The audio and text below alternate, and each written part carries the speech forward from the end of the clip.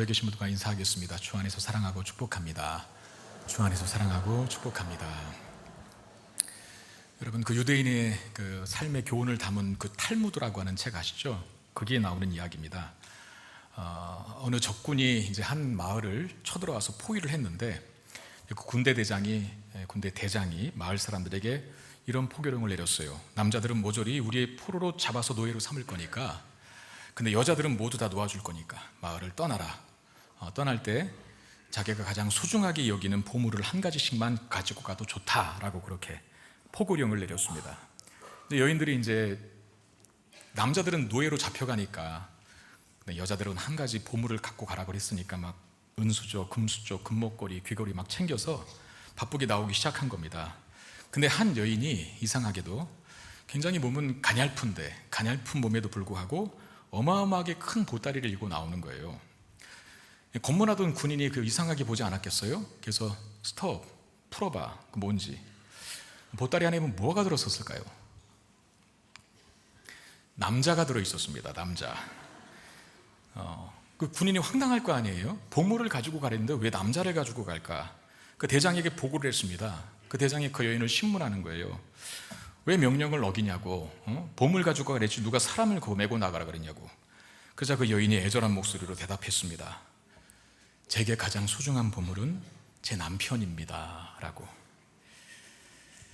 이 적군의 대장이 그 여인의 남편 사랑하는 마음에 감동이 되어서 남편을 데려가도 좋다라고 그렇게 허락했다는 이 믿지 못할 이야기가 있습니다. 여러분들은 어떠실 것 같아요? 보물 하나 가지고 나가라면 남편 들고 갈 아내 있습니까 여기? 그거 봐, 아멘 하나도 안 나오네. 일부는 물었더니 몇 분은 아멘 하더라고요. 그러니까 일부는 좀 어르신들이 많이 나오거든요. 그러니까 뭐 아멘을 그냥 하는 것 같아요 어르신들은. 여러분들 어떻습니까? 여러분들의 보물이 정말 남편입니까?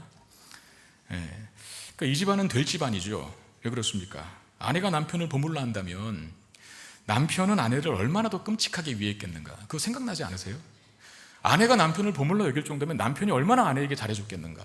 서로를 보물로 여기는 거죠. 서로를. 사실 가정의 기둥하면은 남편과 아내잖아요. 가정하면은 물론 자녀까지도 다 포함이 되지만 사실은 남편은 아내 챙기면 가정 잘 챙기는 거고, 아내는 남편 챙기면 가정 잘 챙기는 거예요. 저는 그렇게 생각해요. 둘이 사랑하는 모습, 둘이 위하는 모습 보면 자녀들은 그 모습 보고 이제 반듯하게 자라날 게 분명하거든요. 근데 남편이 아내를 보석같이 여기고 아내가 남편을 보석같이 여기는 그 가정이 무너지겠냐 말입니다. 잘 세워지겠죠. 아주 견고하고 아름답게. 보석들로 세워진 가정 절대 안 무너질 겁니다. 여러분, 교회도 마찬가지입니다. 교회라고 다 똑같은 교회 아니거든요. 저 십자가 건물에 붙여있다고 해서 다 교회입니까? 뭐 목사 직함 가진 사람, 목사 타이틀 가진 사람이 여러 명 있다고 해서 그 교회가 다 교회입니까? 그거 아니지 않습니까? 교회 다닌다고 성경책 옆구리에 끼고 다닌다고 다 성도입니까? 아니지 않습니까? 교회라고 다 같은 교회 아니고 성도라고 다 같은 성도 아니거든요. 보물로 세워지는 교회, 보물로 세워지는 성도, 보석으로 세워지는 교회, 보석으로 세워지는 성도, 그게 진짜 교회고 그게 진짜 성도죠. 바울이 고린도 교회에 편지를 씁니다. 고린도 전서는 바울이 고린도 교회에 보내는 편지인데, 바울은 뭐 하는 사람인지 여러분 잘 아시잖아요. 전 세계를 돌아다니면서 복음 전했던 사람. 이걸 다른 말로 하면 바울은 평생을 교회를 세우는 역할을 했던, 교회를 세우는 일을 했던 사람이라고 해도 과언이 아닙니다.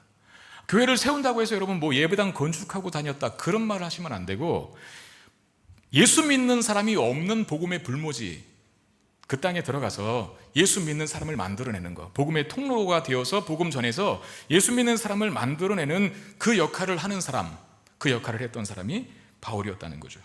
그런 의미에서 바울은 자신의 오늘 본문에 난 건축자다라고 그렇게 밝히고 있는데, 10절 말씀에 보니까 내게 주신 하나님의 은혜를 따라 내가 지혜로운 건축자와 같이 터를 닦아 두매 그랬습니다. 저는 뭐 제가 건축을 전문적으로 한 사람 아니지 않습니까? 여기 이제 건축을 전문적으로 하는 분이 계실지는 모르겠는데요. 건축하면은 저는 크게 두 가지 단계의 작업이 있다고 생각합니다. 하나는 집안 공사하는 거. 그러니까 건물을 세우기 전에 아주 여러 달에 걸쳐서 이 튼튼하고 높은 건물을 세우기 위해서 땅을 어떻게 그 작업을 하는 거 있잖아요. 그 기초공사라고 합니까? 그 집안 공사를 하는 그 첫 번째 단계가 있고, 또 하나는 뭐예요? 그 이제 땅이 집안 공사가 잘 되면 이제 거기다가 건물을 세우지 않습니까? 그 구조물을 세우는 공사, 이렇게 크게 두 가지로 나눠지는데, 바울은 나는 건축자라 그랬는데 바울은 구조물을 세우는 역할을 하는 사람입니까? 아니면 집안 공사를 하는 사람입니까? 집안 공사하는 사람. 왜냐하면 난 터를 닦는 역할을 했다. 분명히 본문에 그렇게 나오잖아요. 자기는 터를 닦는 역할을 했다라고 하면서 자신을 지혜로운 건축자라고 말하고 있는데, 자, 터를 닦는 집안 공사를 하는 역할을 하는 건축자에게서 그 일을 지혜롭게 한다는 것은 무슨 뜻일까요? 뻔하죠. 기초를 제대로 다지는 거. 그거 아니겠습니까?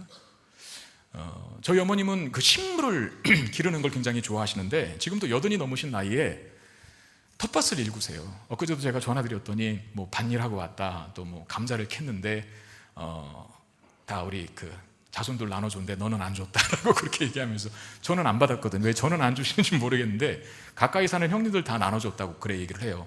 전에는 그 한참 가야 되거든요. 텃밭 가려면 그 또 대로를 건너야 돼서 위험하니까 제발 그거 좀 안 했으면 좋겠다 했는데, 어르신이 이제 그걸 취미로, 어떻게 보면 삶의 또 하나의 즐거움과 낙으로 아시는 것 같아요. 소일을 하면서 또 자기가 거둔 수확물 가지고 자손들에게 나눠주는 그 보람이라 그럴까? 그게 있는 것 같아요. 뭐 감자도 심고 고추도 심고 배추도 심고 그러시는데, 그 뭘 심고 기르시는 걸 좋아하시는 분이십니다. 근데 아주 오래전 이야기예요. 제가 결혼도 하기 전에 그때 일이었는데, 어머니께서 집마당에 화분을 많이 사두셨었어요. 근데 한 번은 굉장히 큰 화분에 담긴 하초가 이 죽을 일이 없는데 자꾸 죽어가는 거예요. 물을 제대로 주고 있고 또 햇빛도 제대로 쏘이고 있고 이렇게 하는데 점점 죽어가는 겁니다. 그래도 결국엔 말라 죽었거든요. 나중에 그 죽은 하초를 정리하면서 화분을 다 털어내잖아요. 근데 왜 죽었는지 이유를 알게 됐어요. 파는 사람이요, 위에만 흙을 덮은 거야. 3분의 1만, 위에 3분의 1만 흙이고 밑에 3분의 2는 스티로폼으로 가득 채워진 거예요. 그걸 모르고 들였다 물만 줬으니 햇빛을 쏘야 되겠습니까? 그야말로 그 화초는 죽을 수밖에 없는 나쁜 기초, 집안 위에 세워졌다는 거죠. 나쁜 기초 위에 세워졌기 때문에 그 화초는 죽고 말았던 것이거든요. 집안 공사를 담당하는 건축자가 그 집안 공사를 지혜롭게 한다는 말은 뭐겠어요? 이후에 세워질 구조물들이 튼튼하게 잘 세워질 수 있도록 만들어주는 역할, 튼튼한 기초공사, 견고한 기초공사, 이걸 하는 게 집안 공사를 잘하는 지혜로운 건축자가 해야 될 일 아닙니까? 마찬가지로 교회를 세운 일에도 이 집안 공사가 중요합니다. 다시 말하면 무엇으로 우리의 신앙의 기초를 다지는가 하는 것이 굉장히 중요하다는 거죠. 11절 말씀 보십시오. 이 닦아둔 것 외에 능히 다른 터를 닦아둘 자가 없으니 이 터는 곧 예수 그리스도라 그랬습니다. 자, 바울이 자신을 난 건축 참 잘해, 내가 감당하는 역할은 터를 다지는 일인데 난 그거 너무나 지혜롭게 해. 뭘로 확인합니까? 그 터를 예수 그리스도로 닦았다, 이겁니다. 무너지지 않는 기초, 교회를 세울 때 결코 무너지지 않는 기초로 예수 그리스도를 터로 삼았기 때문에 난 지혜로운 건축자라고 자부해 라고 말하는 거예요. 여러분, 그렇습니다. 그리스도, 예수가 아닌 다른 것으로 신앙의 기초를 놓아서는 안 됩니다. 처음에야 내가 하나님 한번 믿어볼까? 그럼 내 소원 들어주지 않겠어? 근데 여러분, 그게 10년 가고 20년 가고 평생 그게 만약에 내 신앙의 기초라고 한다면, 내 소원 들어주는 내 소원 들어주는 하나님이 나의 신앙생활의 전 목적이라고 한다면 그건 기초를 잘못 세운 거예요. 무너집니다, 반드시. 그리고 사람이 일단 많이 모인 곳이니까 어떤 대인관계라든지 어떤 사람의 어떤 그 사람을 이용해서 뭘 이루려고 하는 목적을 가지고 교회는 분들이 있거든요. 근데 그것도 잘못된 기초죠. 바꿔야 돼요, 빨리. 왜? 무너집니다, 안 그러면. 이런저런 개인적인 목적을 교회를 통해서 이루려고 교회로 나오시는 분들이 있다면 오늘 그 신앙의 기초를 바꾸실 수 있기를 바랍니다. 그런 것들로는 결코 신앙생활을 유지할 수가 없거든요. 왜? 무너져요, 결국엔 다. 그리고 한 사람의 지도자가 기초가 되어서도 안 됩니다.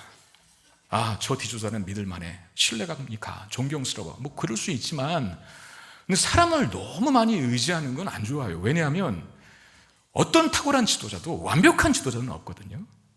그 사람 다 변질됩니다. 변질되지 않아도 최소한 그 사람 죽습니다. 죽어 없어요. 그럼 죽어 없어지면 누구를 기초로 할 거예요, 그 다음에? 그러니까 인간의 어떤 지도자에게도 내 신앙의 기초를 둬서는 안 된다는 거예요. 1970년도부터 1980년대에 정상급 테니스 선수였던 크리스 에버트라고 하는 미국 선수가 있었습니다. 그가 은퇴할 즈음에 이제 이렇게 고백을 했대요. 테니스를 떠나서는 내 존재가 막막했습니다. 테니스라는 선수라는 정체성이 없으면, 테니스 선수라는 정체성이 없으면 나는 완전히 길을 잃은 것 같았습니다. 내 정체성을 얻으려면 승리와 박수갈채가 끊임없이 필요했습니다. 이렇게. 테니스 선수였는데 그 사람의 삶의 목적이 뭐였고 어떻게 삶을 지탱했냐면 사람들이 보내오는 환호, 박수갈채. 테니스를 잘 치는 이유가 그거예요. 사람들이 좋아해 주니까, 사람들이 존경해 주니까, 사람들이 환호해 주니까. 근데 은퇴를 했어요? 은퇴를 하면 누가 환호합니까? 누가 박수갈채 칩니까? 테니스를 안 치는데, 안 하는데. 그러니까 인생의 길을 잃어버리더래요. 이 세상에 존재하는 모든 것이 다 그렇습니다. 변하거든요. 사라집니다. 그걸 기초로 세워서는 안 된다는 거죠. 이 사람은 인기라는 것, 사람들이 보내오는 박수갈채를 인생의 기초로 삼았기 때문에 그게 없어지는 순간에 영원하지는 않거든요. 그런 것들이 다. 그러니까 그게 없어지는 순간에 인생 자체가 흔들리는 거예요. 신앙도 마찬가지라니까요. 영원히 변치 않는, 흔들리지 않는 기초 위에 우리의 신앙이 세워져야 우리의 신앙도 흔들리지 않는 건데, 이상한 기초로 자꾸 세워놓으니까 그 기초가 상실될 때, 인간 지도자도 영원하지 않잖아요? 영원한 존재가 아니잖아요? 그 사람이 없어지면 흔들리는 거예요, 신앙에. 그래서 인생은, 그리고 우리의 신앙의 기초는 오직 하나, 영원하시고 결코 흔들리지 않는 선하신, 그리고 완벽하시고 완전하신 그분, 즉 우리 주 예수 그리스도께 두어야 하는 줄로 믿습니다. 흔들리지 않는 영원하신 선하신 존재 한 분밖에 없어요. 하나님, 예수 그리스도. 그래서 바울은 털을 예수 그리스도로 닦았다라고 말하는 거예요. 목회의 성공이라는 것이 있다면 그 성공의 기준이 무엇일까 하는 것을 생각해 봤어요. 저는 목회자니까 그런 생각 저런 생각 하지 않겠습니까? 도대체 목회에 성공하는 건 도대체 뭘까? 뭐가 목회에 성공하는 걸까? 저는 목회의 성공 중에 하나 요소는 목회자의 목회를 통해서 성도들이 더 하나님을 크게 보는 것 아닐까, 하나님을 더 선명하게 붙잡게 되는 것 아닐까 하는 생각을 해보게 됩니다.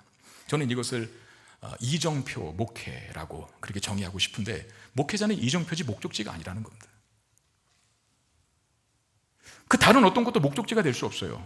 목회를 잘하는 건 하나의 이정표가 되어서 절로 가세요, 절로 가세요. 절이 아니라요. 네. 교회로 가야지 왜 절로 갑니까? 절이 뭐라 그래야 됩니까? 이쪽으로 가세요, 저쪽으로 가세요 하면서 그쪽에 계신 예수 그리스도를 보라는 거죠. 그게 이제 목회자가 해야 될 일. 나한테 오세요, 나한테 오세요가 아니라, 나를 바라보세요, 나를 바라보세요가 아니라, 나는 이정표니까 나보고 내가 지시하는 화살표 방향대로 가라. 거기에 너 인생의 기초가 있다. 그거 잘하는 게 목회의 성공이라 저는 그렇게 생각합니다. 여러분, 기초가 부실하면 그 위에 아무것도 못 세우거든요. 신앙의 기초도 마찬가지입니다. 견고한 신앙의 기초를 먼저 만든 다음에 그 위에 신앙의 내용을 쌓아가야지. 그러니까 지방공사를 다 한 다음에 건물을 높게 세워가야지. 집안은 막 부실한데 막 건물 높게 세우면 그거 어떻게 되겠어요? 성경에도 있잖아요. 볼 때 똑같아. 건물이 잘 지어졌거든요, 두 건물이. 그런데 하나는 반석에 세워졌고 하나는 모래에 세워졌어. 평상시에는 모릅니다. 근데 인생에 환난 당해보세요. 비가 나고 창수가 나보세요. 뭐가 버티나? 그러니까 반석과 같은 기초로 우리의 신앙을 세우지 않으면, 그 기초 위에, 즉 예수 그리스도라고 하는 터 위에 우리의 신앙의 내용을 세워가야지. 그렇지 않으면 다 무너지죠. 그 신앙의 기초란 나의 모든 죄를 대신해서 죽으시고 나에게 생명을 주시기 위해서 부활하신 예수 그리스도십니다. 우리의 신앙생활은 항상 거기서부터 출발해야 합니다. 바울은 고린도 교회를 위한 자신의 사역을 터를 닦아둔 것이다 라고 그렇게 밝히고 있어요. 그런데 교회를 세우는 일은 거기서 끝나지 않습니다. 터를 닦는 일은 항상 터만 닦으려고 터 닦는 사람은 없거든요. 지방공사를 하는 이유는 뭐겠어요? 건물 세우려고. 마찬가지로 신앙의 터를 닦는 일은 그 터 위에 뭔가를 세우기 위해서 터를 세우는 거거든요. 그럼 뭘 세우는 걸까? 10절 말씀을 한번 다시 보십시오. 내게 주신 하나님의 은혜를 따라 내가 지혜로운 건축자와 같이 터를 닦아두매 다른 이가 그 위에 세우나 그러나 각각 어떻게 그 위에 세울까를 조심할지니라 그랬어요. 바울은 자신을 터를 닦는 일을 하는 사람이라고 이렇게 말했거든요. 그러니까 더 구체적으로 얘기하면 바울은 복음이 전해지지 않는 땅, 복음이 전해지지 않는 지역에 들어가서 예수를 전하여 복음을 믿게 사람들로 하여금 만들어서 교회의 첫 시작을 하게 만드는, 그러니까 선교사라고 보면 되죠. 그리고 바울이 그렇게 지방공사를 해서 교회가 세워지면 이제 다른 이가 와서 지금 저처럼 그 지역교회 목회자가 돼서 그 지역의 교회를 계속 목양하는 겁니다.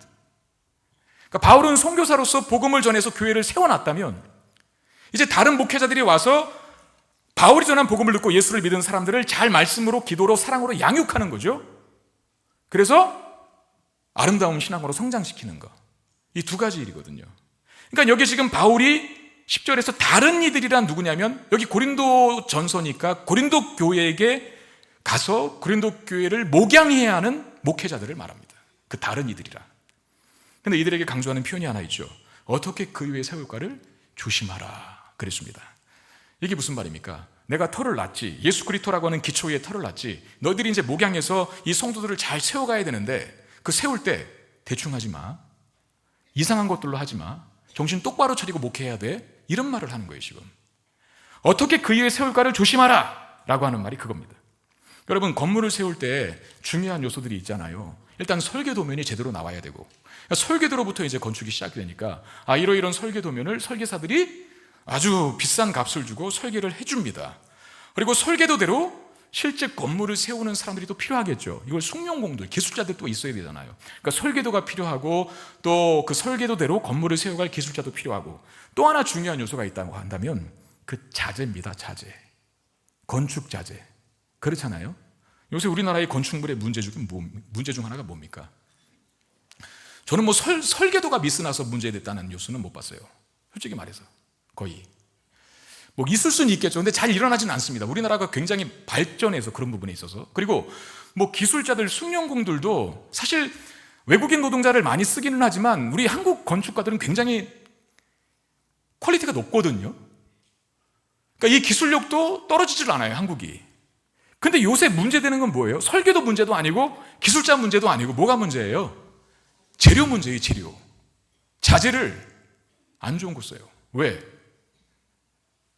더 많이 남기려고. 순살 아파트 들어보셨어요? 순살 아파트. 뼈가 없고 순살만 있는 아파트. 그래갖고 콘크리트를 세우면 거기다 좀 철근을 많이 섞어놔야 되는데 철근을 뺀대요, 자꾸. 왜? 그 비싸니까. 그래서 건물이 지탱을 못하고 무너지는 거예요. 최근에 여기 근처에도 하나 일어났잖아요. 뉴스에 났잖아요, 그거. 여러분, 교회도 마찬가지입니다. 교회를 세울 때, 성도들을 세울 때, 지역교회 목회자들이 교회를 목양하며 양육할 때 무엇으로, 어떤 재료로 세우는가, 이게 되게 중요하거든요. 12절 13절 말씀 보십시오. 만일 누구든지 금이나 은이나 보석이나 나무나 풀이나 짚으로 이 터 위에 세우면 각 사람의 공적이 나타날 터인데 그날이 공적을 밝히리니 이는 불로 나타내고 그 불이 각 사람의 공적이 어떠한 것을 시험할 것임이라 그랬어요. 자, 6가지 재료가 나와야 됩니다. 금, 은, 보석, 그 다음에 나무와 풀과 짚. 이 6가지를 각각 3가지씩 2가지로 구분할 수 있어요. 하나는 타지 않는 거, 또 하나는 타버리는 거. 다른 말로 구분할 수도 있어요. 하나는 영원한 거, 하나는 소멸될 거, 썩어질 거, 사라질 거, 없어질 거. 영원한 곳으로 세웠는지 소멸될 것으로 세웠는지 뭘로 알 수 있습니까? 그래서 불이 등장하는 거예요. 불이 하는 기능이 뭡니까? 태우죠. 뭘 태운다고 합니까? 여기 공적을 태운다고 하는데, 그 공적이 헬라어로 에르곤이라고 하는 단어인데 영어로는 워크입니다. 그러니까 목회자들의 사역을 워크라고 하거든요. 일. 그러니까 목회자들의 사역을 태운대요. 그 태워서 불로 지나가기 위해서 금은 보석으로 세웠으면 남는다는 거죠. 안 타고. 근데 나무와 풀과 짚으로 세웠으면 불 한번 지나가면 다 타버린다. 없어요. 그러니까 너 영원히 남는 목회를 할래? 아니면 불 한번 지나가면 소멸되고 사라질 목회를 할래? 정신 똑바로 차려야 돼. 사라질 것으로 목회하면 안 돼. 소멸될 것으로 목회하면 안 돼. 영원한 것으로 목회를 해야 돼 라고 지금 바울이 이야기하고 있다는 겁니다. 13절에 보면 그날이라고 하는 단어가 나오잖아요. 마지막 심판의 날을 말합니다. 마지막 심판의 날에 영원하며 아름다운 곳으로 교회를 세웠는가, 아니면 남는 것이 하나도 없는 소멸될 것으로 교회를 세웠는가가 드러난다는 거죠. 목회자에게는 굉장히 심각한 경고의 메시지입니다. 그럼 고린도 교회를 세우는 목회자들은 바울이 기초를 놨어요. 이제 교회 건물을 잘 세워가야 하는데 그 다음 이후에 와서 그 고린도 교회를 세워갈 목회자들은 어떤 곳으로 그 교회를 세워야 합니까? 당연히 타지 않는 것, 영원한 곳으로 세워야 합니다. 14절 15절 말씀. 만일 누구든지 그 위에 세운 공적이 그대로 있으면 상을 받고 누구든지 공적이 불타면 해를 받으리니 그러나 자신은 구원을 받되 불 가운데서 받은 것 같으리라 그랬어요. 자, 목회자들의 사역이 불에 타지 않고 남는 것이 있다면 상을 받지만, 목회자들의 사역이 불 지나갔더니 다 타버리고 뭐 아무것도 없어. 그러면 해를 당한다 라고 경고합니다. 그러니까 반드시 목회자들은, 교회를 세워가는 목회자들은 반드시 불에 타지 않고 남는 것으로 목회를 해야 된다. 그 재료로, 이걸 강조하는 표현입니다. 그러면 불에 타지 않고 남는 것이 있는 사역이란 뭘까요? 자, 16절 17절 말씀 보겠습니다. 너희는 너희가 하나님의 성전인 것과 하나님의 성령이 너희 안에 계시는 것을 알지 못하느냐? 누구든지 하나님의 성전을 더럽히면 하나님이 그 사람을 멸하시리라. 하나님의 성전은 거룩하니 너희도 그러하니라 그랬어요. 지금 바울은 성전을 재정의합니다. 원래 성전은 건물이었잖아요. 예루살렘 성전. 그런데 바울은 이제 그게 성전이 아니라 예수를 믿는 사람 한 사람 한 사람이 성전이다. 너희가 성전이다. 왜? 너희 안에 성령이 거하시기 때문에. 여러분, 성전의 생명은 뭘까요? 성전을 성전되게 하는 아주 강력한 특징은 뭘까요? 거룩함입니다. 우리 누가복음 말씀 지난 2년 7개월 동안 들었잖아요. 그때 예수님께서 이제 거의 종반전에 예루살렘에 입성하셨을 때 예루살렘 성전을 방문하시잖아요. 그때 예루살렘 성전을 방문하신 예수님이 박수 쳤습니까? 아유, 잘하고 있네 그랬습니까? 어떻게 했습니까? 난장판 만들었죠. 왜? 분노하셨잖아요. 왜? 한 가지 예를 들면 그거예요. 환전상, 좌판을 뒤엎었다 그랬거든요. 그 왜 환전상이 성전에 필요했을까? 성전에 오면 성전세라고 하는 걸 내야 되는데 그 성전세를 유대화폐로만 내야 합니다. 그 돈을 바꿔야 돼요. 외국 화폐로는 안 받아요. 우리나라로 치면 한국 돈만 받는 거예요. 미국 달러 안 받아요. 그거 바꿔야 돼요. 유대화폐로 바꿔야 할 이유가 있어요. 유대인들은 자기들의 화폐만 거룩한 화폐라고 생각했기 때문에 그래요. 거룩한 화폐. 근데 한번 생각해 보세요. 그런 식의 거룩이 진짜 거룩입니까? 돈을 자신들 화폐 쓰고 외국인 화폐는 안 받는다. 그러면서 이게 우리는 거룩한 화폐라고 믿기 때문에 우리는 거룩한 삶을 실천하는 차원에서 이 환전을 해야 된다고 말하는 게 진짜 거룩이냐 말이에요. 그러면서 속은 다 썩어 빠져갖고 환전을 10,000원 내면 10,000원어치를 바꿔줘야 되는데 1,000원 바꿔주고 나머지들은 막 지들이 알아서 먹고 제사장과 장사꾼들이 결탁돼서 리베이트 받고. 도대체 뭐가 거룩한 겁니까? 돈을 유대화폐로 바꿔주는 게 거룩한 거예요? 아니잖아요. 우리도 마찬가지예요. 성경책 끼고 교회에 와 앉아있다고 해서 거룩해지는 게 아니에요. 자동적으로 우리 안에, 우리의 내면에 거룩한 가치가 있는가 하는 거군. 성전의 생명은 거룩함입니다. 내가 거룩하니 너희도 거룩하라. 너희가 하나님의 성전인 것과 하나님의 성령이 너희 안에 계시는 것을 알지 못하느냐? 누구든지 하나님의 성전을 더럽히면 하나님이 그 사람을 멸하시리라. 하나님의 성전은 거룩하니 너희도 그러하라 라고 하는 이 말씀 때문에 불에 타지 않고 남는 사역이란 목회자들이 성도들에게 타 없어질 영원한 가치가 아닌 것들을 집중하게 만드는 목회가 아니라 거룩한 가치로 성도들이 채워지도록, 하늘의 가치로 성도들이 충만하도록, 거룩한 가치, 하늘의 가치를 바라보도록 만들어주는 목회, 그게 진짜 목회라 라고 이야기하는 겁니다.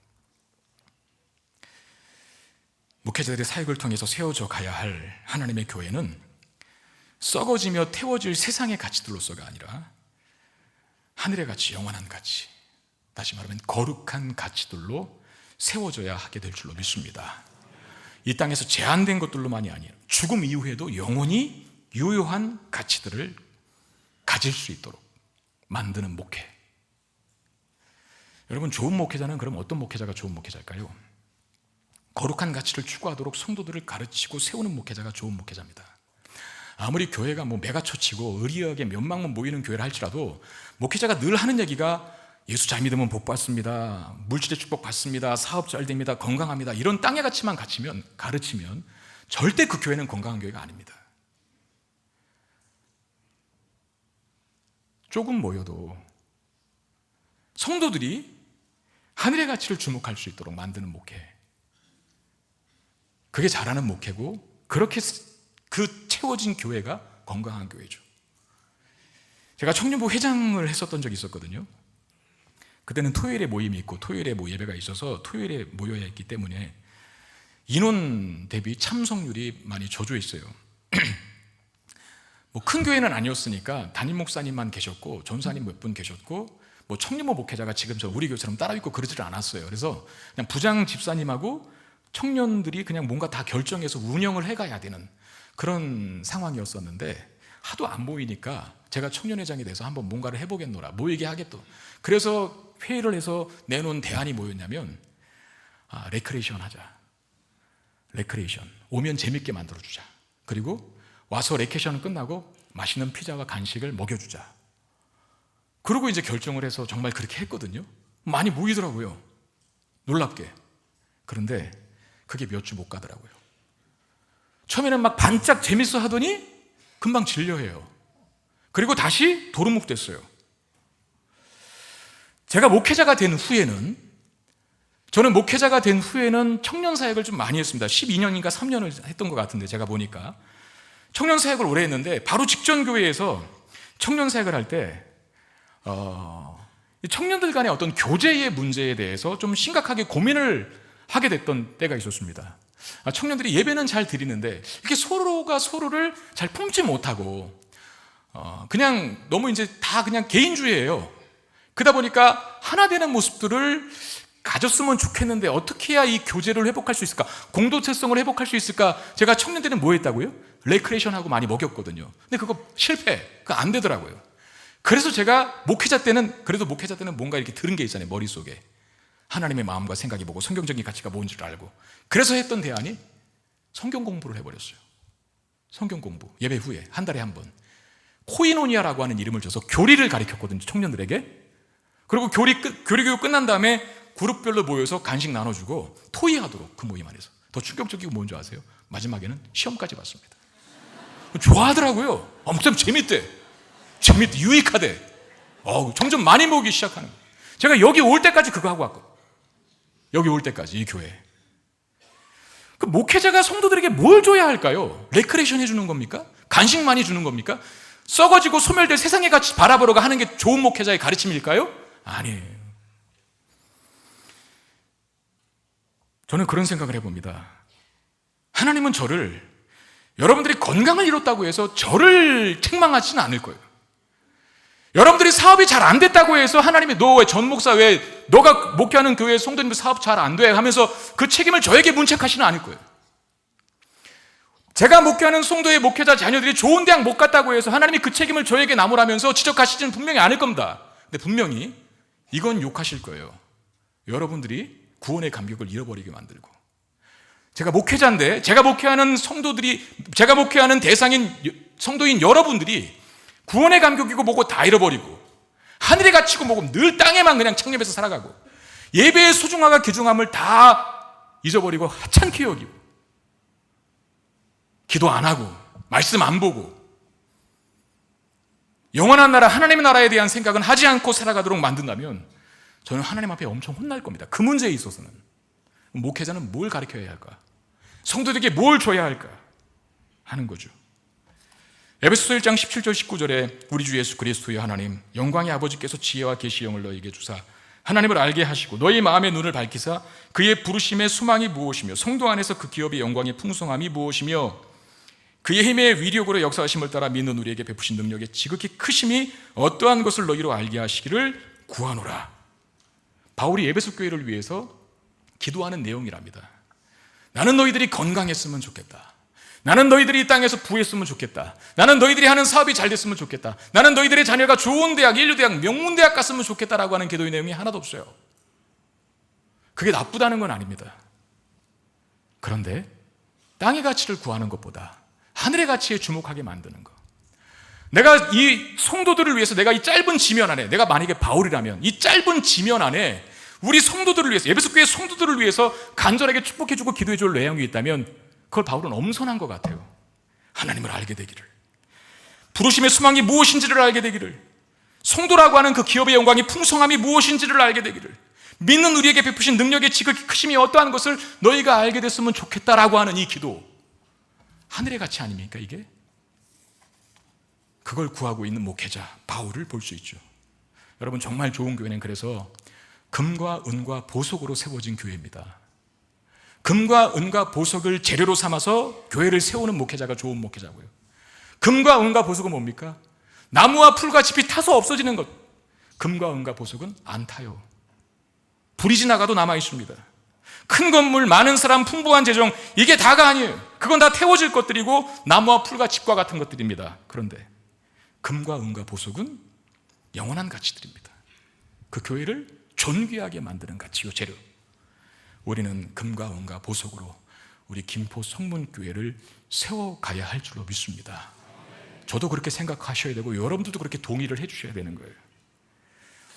제가 성문교회에 지금으로부터 한 7년 전에 부임을 했습니다. 2017년 7월 2일 날 우리 교회에 처음 와서 첫 설교를 제가 했거든요. 7월 2일에 우리 교회에서 처음 설교를 했는데 그때 이 본문 말씀으로 설교를 했어요. 지금 우리가 보고 있는 설교를 끝난 후에, 예배 후죠, 담임 목사 청빙 투표를 진행했습니다.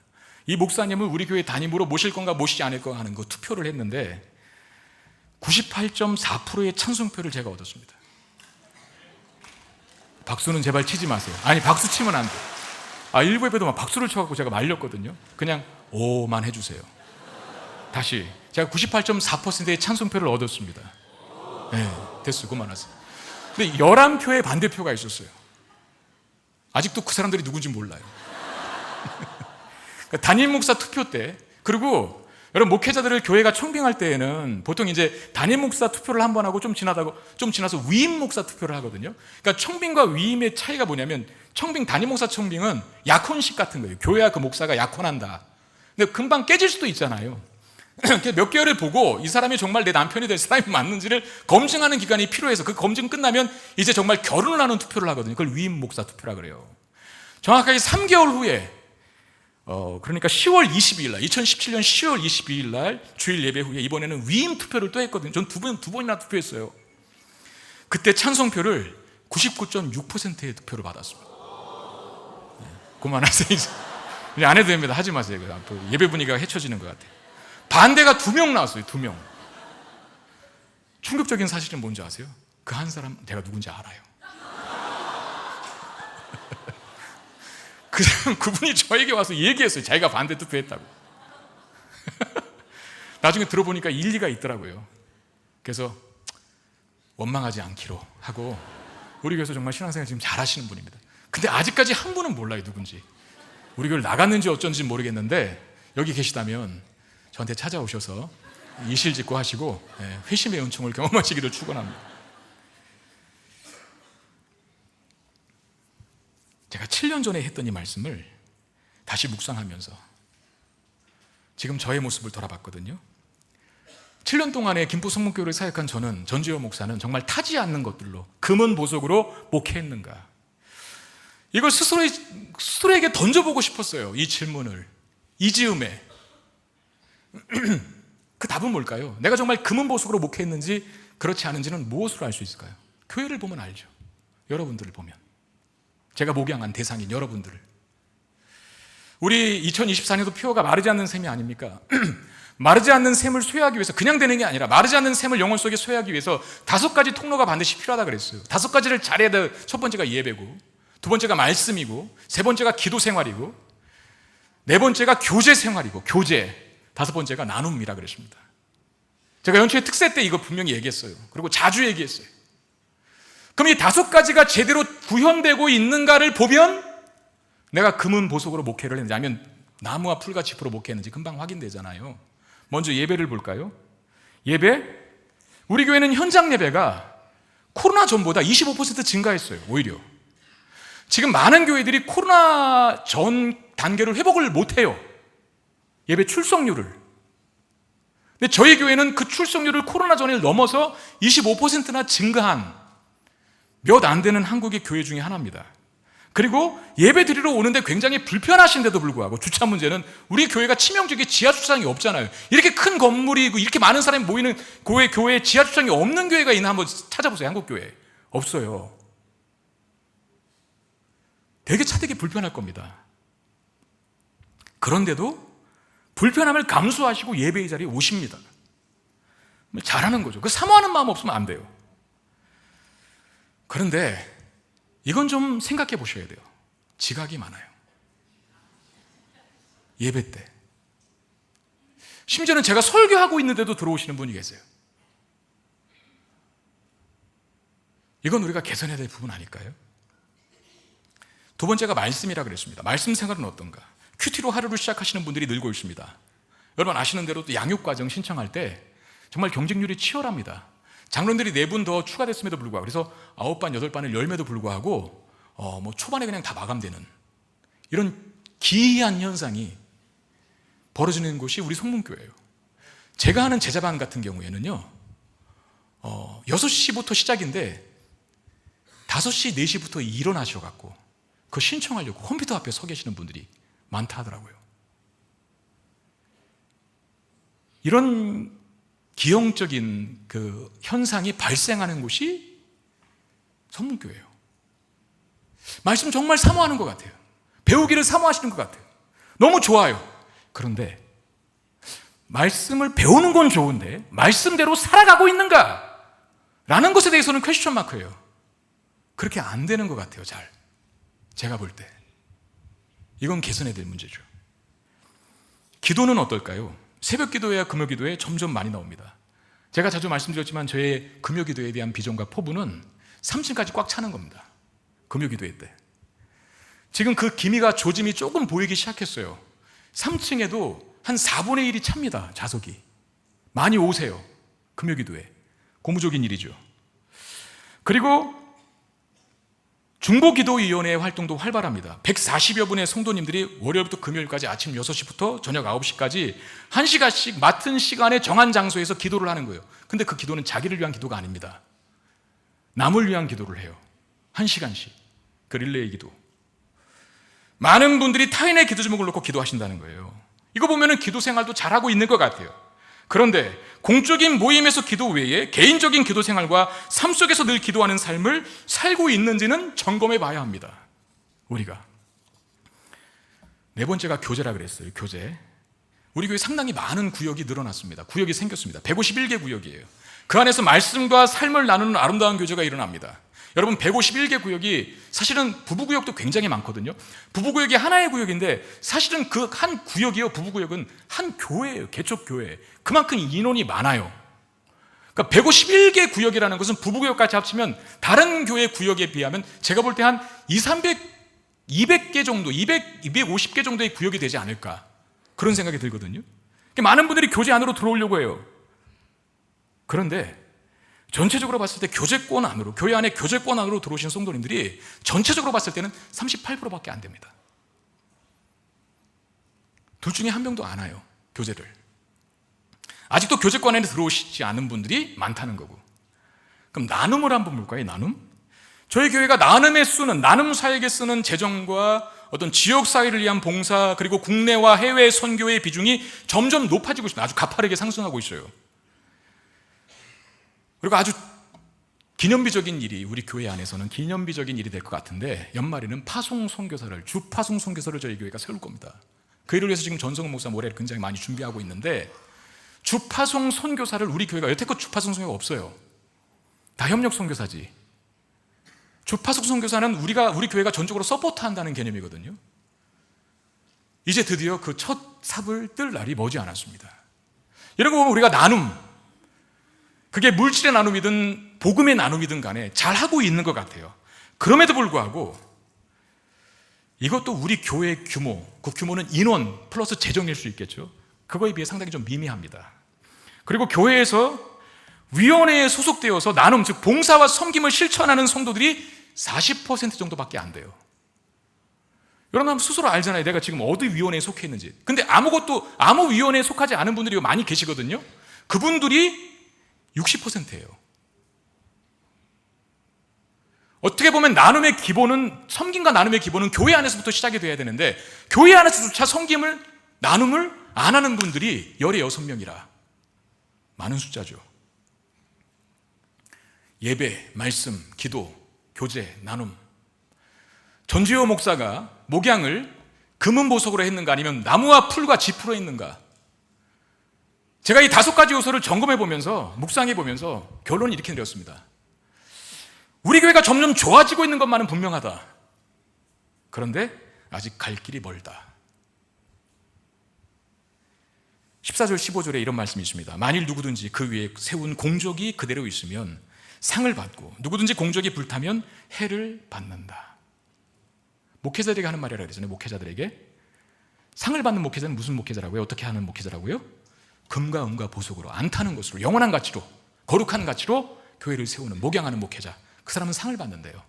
그런데 타버리는 것, 나무와 풀과 집, 교회는 늘 세상 이야기만 하고 앉아있고 세상적인 복만 이야기하고 있다면, 여러분, 우리가 도대체 천국에 가져갈 게 뭡니까? 건강 가지고 갑니까? 돈 가지고 갑니까? 지식 가지고 갑니까? 아니거든요. 천국에서도 유효한 가치들이 있어요. 유효한 가치들. 그것으로 교회를 세울 때 그 목회자가 상을 받는다 하거든요. 저 이제 7년 했어요. 앞으로 20년 남았어요. 갈 길이 멀어요. 제가 목양하는 그 20년 후에는, 은퇴하는 20년 후에는 제발 저를 상 받게 해주시기를 부탁드리겠습니다. 여러분들이 변화되면 되는 거예요. 어떻게? 말씀의 가치로, 예배를 소중하게 여기는 사람으로, 하나님 말씀을 귀히 여기는 사람으로, 하나님 앞에 간절한 기도의 생활이 있는 사람들로, 교회 오면 성도의 만남과 교제가 너무나 기쁘고 즐거운 사람들로, 내가 가진 것을 나만 움켜쥐는 것이 아니라 나눠줄 수 있는 사람들로 변화되어서 거룩한 가치로 충만하게 채워진 모습을 여러분들이 갖게 된다면 하나님은 저를 상 받게 해주실 거예요. 근데 그런 모습이 없다면 저는 해를 받을 게 분명합니다. 고린도후서 4장 18절에 우리가 주목하는 것은 보이는 것이 아니요. 여러분 자막 띄워져 보이십니까? 자막? 조금 글씨가 조그매져서 죄송한데 제가 읽어드릴게요. 우리가 주목하는 것은 보이는 것이 아니요 보이지 않는 것이니 보이는 것은 잠깐이요 보이지 않는 것은 영원함이라. 보이지 않는 것은 잠깐이요 보이는 것은 잠깐이요 보이지 않는 것은 영원함이라. 하늘의 가치, 보이지 않는 가치를 추구하는 교회가 되어야 된다. 제가 오늘 설교의 제목을 럭셔리한 교회라고 그랬습니다. 사치스러운 교회가 되자는 말이 아닙니다. 금과 은과 보석으로 세운 교회가 되자는 겁니다. 진귀한 교회, 소중한 교회, 영롱한 교회, 가치가 아주 고급한 가치로 충만한 교회가 되자는 차원에서 사치스러운 교회가 되자가 아니라 하늘의 거룩한 가치로 금과 은과 보석으로 채워진 그런 교회가 되자라고 하는 마음을 담아 제목을 잡았습니다. 소멸될 것이 아닌 영원한 하나님 나라의 가치들로 우리 교회가 세워지게 되기를 바랍니다. 땅의 것에 마음 쏟기보다 영원한 하늘의 것들에 더욱 마음을 두며 살아가는 저와 여러분 되시기를 주님의 이름으로 축원드립니다. 우리 말씀 기억하며 찬양합시다. 하나님, 내가 하늘의 것을 구합니다. 영원한 것들을 놓치지 않게 해 주십시오. 그 마음을 담아 함께 찬양합시다.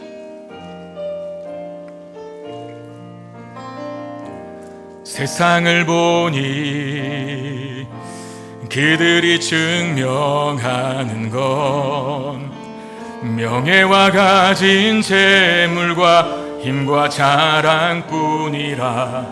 헛되고 헛된 허망한 것을 위하여 가장 귀한 주를 부인함이라. 주님을 믿고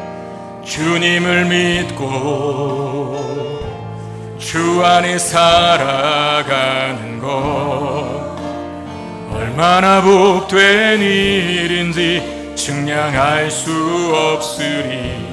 주님을 알고 그 안에 자라가는 것 가장 귀한 주를 경험함이라. 하늘의 것을 구하게 하소서. 하늘의 것을 구하게 하소서. 영원한 것을 놓치지 않으리. 주님의 말씀 내 삶의 능력 되시니 나 주를 힘입어 그의 뜻 이루리. 내가 속한 곳 거룩해 하소서. 주님의 마음 놓치지 않으리. 주님의 세례 믿음이 여가 증인이 되어 거룩한 주의 나라 하늘의 것을 구하게 하소서. 하늘의 것을 구하게 하소서. 영원한 것을 놓치지 않으리. 주님의 말씀 내 삶의 능력 되시니 나 주를 힘입어 그의 뜻 이루리. 내가 속한 곳 거룩해 하소서. 주님의 마음 놓치지 않으리. 주님의 세대 믿음이 여갈 이 되어 거룩한 주의 나라 세워가리. 우리 1분 동안만 기도합시다. 하나님, 내가 세상에만 너무 창념해 있지 않게 하시고 하늘을 보게 하여 주옵소서. 그래요, 하늘의 가치로, 거룩한 가치들로 내 영혼과 내 마음이 채워질 수 있도록, 채워질 수 있도록 은혜를 주옵소서. 불이 와도 타지 않는 영원한 가치, 주님께서 인정해 주시는 그 가치로 세워지는 우리 성문교회가 되게 해달라고 이 마음으로 같이 기도하는 시간 갖겠습니다. 기도하겠습니다. 아버지 하나님, 금과 은과 보석으로 세워지는 교회 되기를 원합니다. 썩어지고 수멸될 가치로 목양하지 않게 하여 주시고 불이 와도 타지 않는 영원한 가치들로, 거룩한 가치들로 세워지는 그런 교회 되게 하여 주시옵소서. 하나님 바라보게 되기를 원합니다. 세상에 살다가 세상의 때를 많이 못 치고 하나님 세상의 방향으로 우리의 고개를 돌리고 왔다 할지라도 이 예배의 자리에서 다시 한번 하늘나라의 가치를 바라보는 변화가 있게 되기를 원합니다. 주님, 제가 잘 묵양하게 하셔서 우리 성도들이 금과 은과 보석으로 채워지게 하여 주시고 영원한 하나님나라 가치를 수망하는 자들로 세워지고 변화될 수 있게 하여 주옵소서. 그래야 하나님 앞에 칭찬 듣는 종 되게 해 주시옵소서. 주님, 은혜 주시기를 원합니다. 그 마음, 그 내면, 그 영혼 우리 가운데 허락하여 주시옵소서. 아름답고 존귀한 영롱한 가치를 지니는 교회 되게 해 주시옵소서.